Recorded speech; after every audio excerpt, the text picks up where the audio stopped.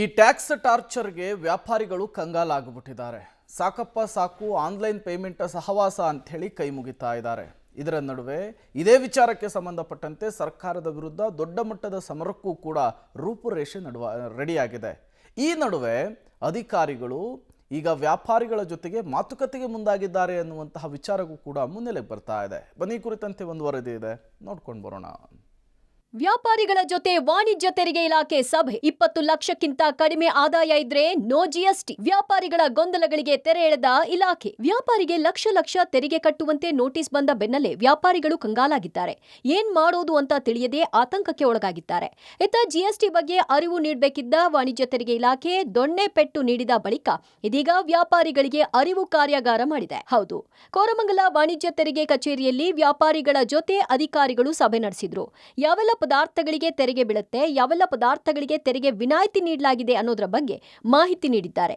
ಪ್ರಮುಖವಾಗಿ ನೋಟಿಸ್ ಪಡೆದಿರುವ ವ್ಯಾಪಾರಿಗಳು ಅದಕ್ಕೆ ಹೇಗೆ ಮತ್ತು ಯಾವ ರೀತಿ ಉತ್ತರಿಸಬೇಕು ಅಂತ ಜಾಗೃತಿ ಮೂಡಿಸಿದ್ರು.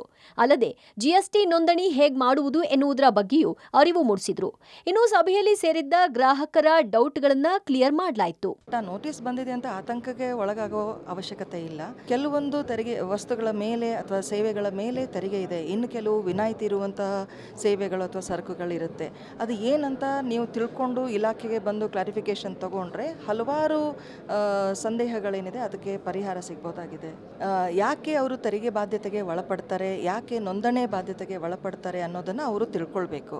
ಇನ್ನು ವ್ಯಾಪಾರ ಮಾಡುವಾಗ 20 ಲಕ್ಷ ಅಧಿಕವಾಗಿ ವಹಿವಾಟು ನಡೆಸಿದ್ರೆ ಜಿಎಸ್ಟಿ ಸೇರಿಸಬೇಕು ಅಂತ ಯಾವ ವಸ್ತುಗಳನ್ನ ವ್ಯಾಪಾರ ಮಾಡ್ತಾರೆ ಅನ್ನೋದು ಕೂಡ ಜಿಎಸ್ಟಿ ಸೇರ್ಪಡೆಗೆ ಅಗತ್ಯ ಆಗುತ್ತೆ ಅನ್ನೋದನ್ನ ಮನವರಿಕೆ ಮಾಡಿಕೊಡ್ಲಾಯಿತು. ಆದರೆ ಇಂದಿನ ಕಾರ್ಯಕ್ರಮ ಮಾತ್ರ ಒಂದಷ್ಟು ವ್ಯಾಪಾರಿಗಳಿಗೆ ವೈಮನಸ್ಸು ತಂದಿದೆ. ಏಕಾಏಕಿ ನೋಟಿಸ್ ನೀಡುವ ಬದಲು ಈ ಕಾರ್ಯಕ್ರಮ ರೂಪಿಸಿ ಅರಿವು ಮೂಡಿಸಿದ್ರೆ ಗೊಂದಲ ಇರ್ತಿರಲಿಲ್ಲ. ವಾರ್ಷಿಕವಾಗಿ 20 ಲಕ್ಷ ಟರ್ನೋವರ್ ರೀಚ್ ಆಗಿದ ತಕ್ಷಣ ನಾವು ರಿಜಿಸ್ಟ್ರೇಷನ್ ಮಾಡ್ಕೊಳ್ಬೇಕು. ಸೇವೆಗಳಲ್ಲಿ ಏನೇನು ಬರಬಹುದು?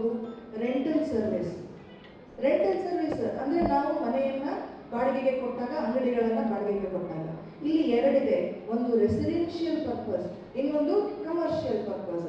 ಮನೆಯನ್ನ ಮನೆಗಾಗಿ ಅಂತ ಬಾಡಿಗೆಗೆ ಕೊಟ್ಟಾಗ ಅದ್ರ ಮೇಲೆ ಯಾವ ರೀತಿಯ ಜಿಎಸ್ಟಿ ಅನ್ವಯ ಆಗೋದಿಲ್ಲ.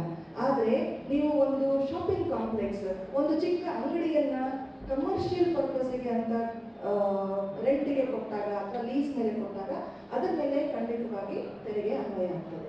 ಒಟ್ನಲ್ಲಿ ವಾಣಿಜ್ಯ ಇಲಾಖೆ ನಡೆಸಿದ ಜಿಎಸ್ಟಿ ಬಗ್ಗೆ ತಿಳಿದುಕೊಳ್ಳಿ ಎಂಬ ಕಾರ್ಯಕ್ರಮವಂತೂ ಮಕ್ಕಳನ್ನ ಚಿವುಟಿ ನಂತರ ತೊಟ್ಟಿಲು ತೂಗಿದ ರೀತಿಯಾಗಿದೆ. ವಾಣಿಜ್ಯ ಇಲಾಖೆ ಕೊನೆಯ ಹಂತದಲ್ಲಿ ಎಚ್ಚರವಾಗಿದ್ರೆ ಇತ ವ್ಯಾಪಾರಿಗಳು ಮಾತ್ರ ಪ್ರತಿಭಟನೆ ನಡೆಸುವುದು ಶತಸಿದ್ಧ ಅಂತ ಕುಳಿತಿರೋದು ಸುಳ್ಳಲ್ಲ. Maruti Bellur, public TV, Bengaluru.